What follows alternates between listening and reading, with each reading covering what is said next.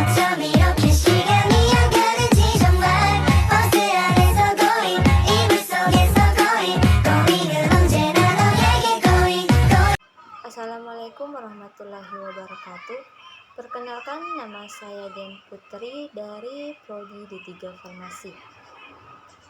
Baik, di sini saya akan merangkum materi hari ketiga, di mana materi pertama itu dibawakan langsung oleh Ibu Nini Saharianti S.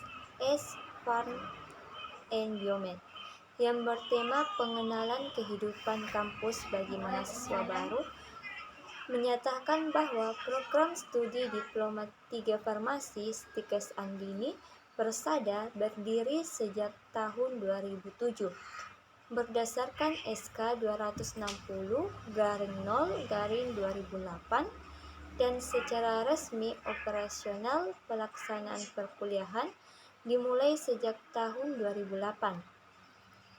Yang dimana saat ini Stikes Andini bertransformasi menjadi Universitas Wallacea dengan nomor SK 270/E/2023 per tanggal 16 Maret 2023. Lulusan profil farmasi ada 3. Yang pertama itu cara provider, yang kedua itu komunikator, yang ketiga itu penelitian. Kurikulum ada juga 3. Yang pertama itu 108 SKS termasuk PKL dan LTA. Yang kedua lama studi selama 6 bulan. Yang ketiga gelar akademik lulusan adalah ahli media farmasi atau AMD Farm.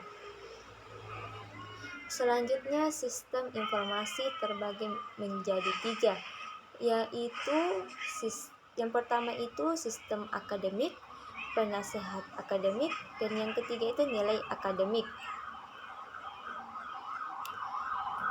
Materi selanjutnya yaitu materi tentang tips sukses kuliah, yang dimana materi ini dibawakan langsung oleh Bapak Muhammad Irfan Hananu. Bapak Muhammad Irfan Hananu menyatakan bahwa kehidupan mahasiswa itu harus menetapkan tujuan, di mana penetapan tujuan ini ada 4.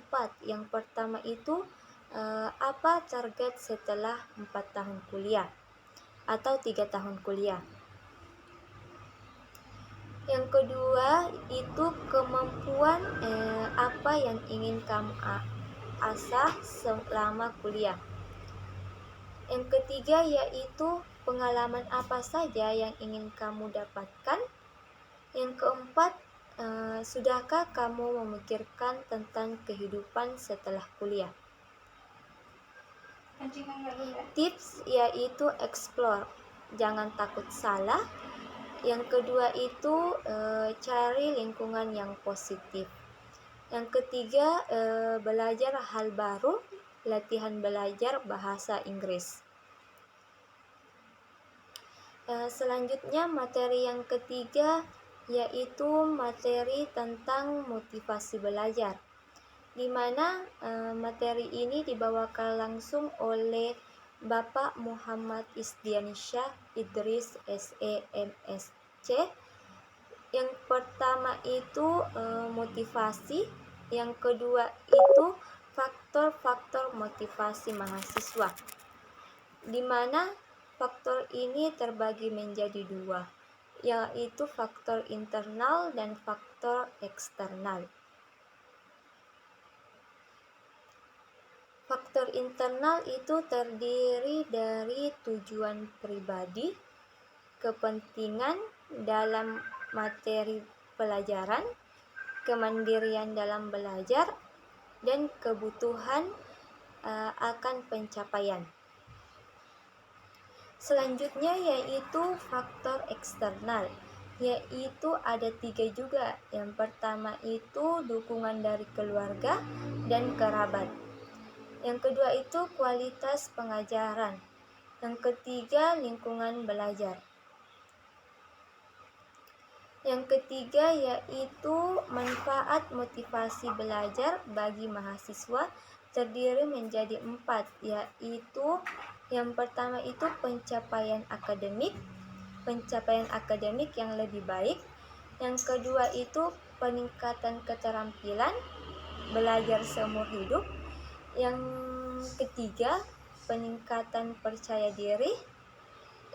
Dan yang keempat itu pengembangan kualitas pribadi. Selanjutnya yang keempat yaitu strategi untuk meningkatkan motivasi belajar.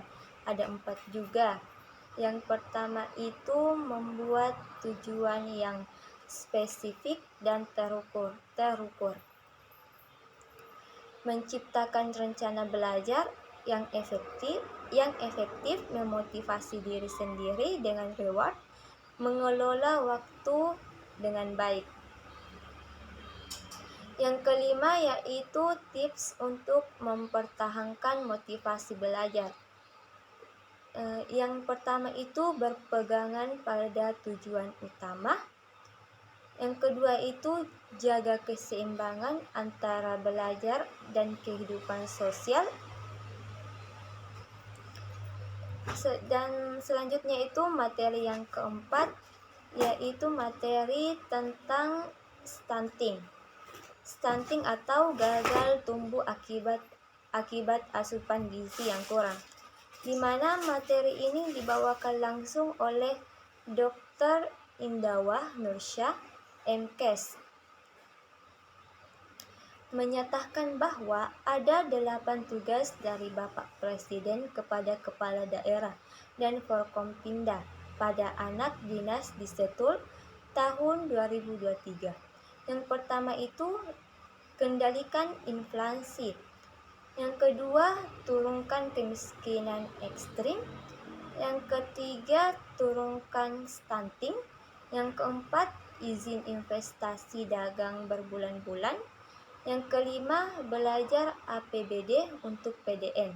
Yang keenam, memaksimalkan potensi daerah, kabupaten, atau kota. Yang ketujuh, jaga stabilitas politik dan keamanan menuju pemilu 2024. Dan yang terakhir yaitu menjamin kebebasan beragama. Selanjutnya yaitu penanganan 4 masalah plus 1 pengendalian inflasi. Yang pertama itu anak tidak sekolah. Yang kedua stunting. Yang ketiga miskin ekstrim. Yang keempat kawin muda. Yang kelima inflasi, di mana yang kelima ini berkolaborasi dengan pemerintahan provinsi atau kabupaten. Yang kedua itu Provinda, yang ketiga masyarakat, mahasiswa, dan swasta. Itulah tadi materi hari terakhir saya. Apabila saya ucapkan terima kasih.